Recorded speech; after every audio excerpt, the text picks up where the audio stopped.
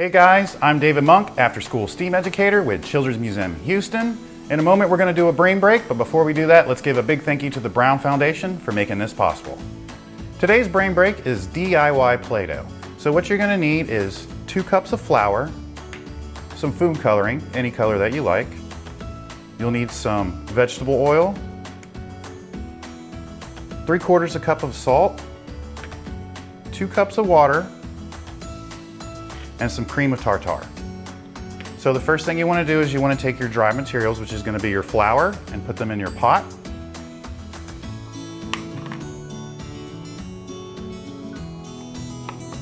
And you'll need 4 teaspoons of cream of tartar.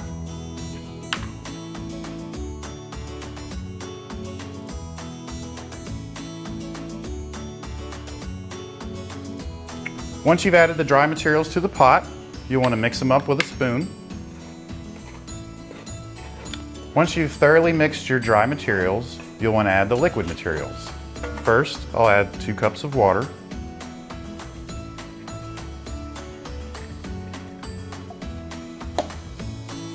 Two tablespoons of vegetable oil. Could be canola as well. And then you'll want to add some food coloring. Make sure you add a good bit of food coloring so the color really shows through once you make your Play-Doh. Now that you've added all of your liquid materials, you're going to turn your burner to medium heat and stir.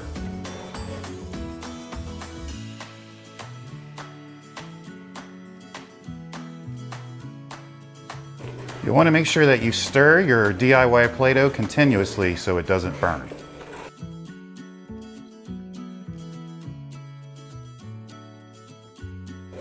Also, make sure that you do a thorough job and stir it so there's no lumps left inside of your DIY Play-Doh.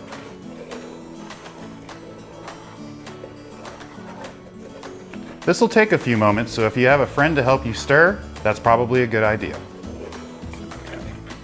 Once you get your mixture to a Play-Doh-like consistency, the last thing you want to do is turn off the heat and remove the pot. Definitely let it cool before you start to play with your Play-Doh. Once the Play-Doh is completely cool, it's ready to play with. Let's see what cool creations you can make.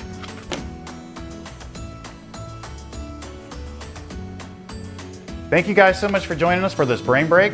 Don't forget to follow us on Instagram, Facebook, Twitter, and also don't forget to subscribe on our YouTube.